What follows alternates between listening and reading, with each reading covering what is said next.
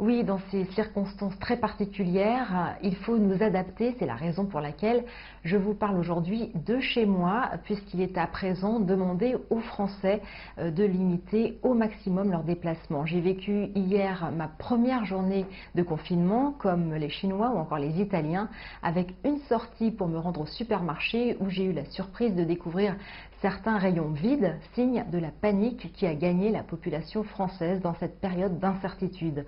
Mais revenons à la situation en France où le bilan de l'épidémie, vous le disiez, s'est encore gravement alourdi ce lundi. L'événement marquant de ce début de semaine était effectivement la déclaration officielle du président de la République dans la soirée. Cette allocution, 4 jours seulement après la précédente prise de parole officielle du chef de l'État, a imposé les mesures que tout le monde attendait, le confinement général du pays. La France est en guerre, a répété à 6 reprises le président dans son discours, s'inscrivant dans la lignée du président chinois Xi Jinping qui, de son côté, est à présent sur le point de remporter ce combat.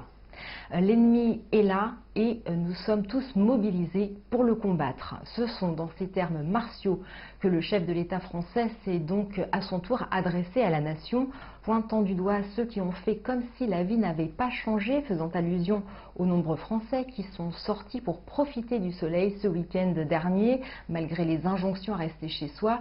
Il a martelé que l'objectif de chacun était désormais de se protéger et protéger les autres et de se concentrer sur l'objectif commun de ralentir la progression du virus. Le nombre de contacts devra être limité chaque jour, les regroupements familiaux et amicaux évités et seuls les trajets nécessaires devront être effectués.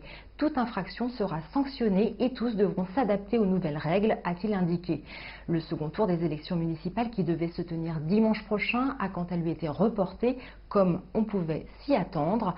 D'autre part, le président a annoncé une décision commune de l'UE d'imposer à partir de mardi midi la fermeture des frontières de l'espace Schengen pendant 30 jours, une fermeture qui ne s'appliquera pas au rapatriement.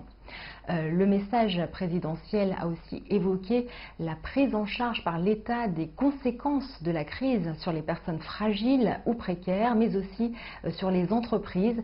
Et il a insisté sur le soutien qui serait fourni aux soignants qui sont en première ligne dans la lutte menée aujourd'hui.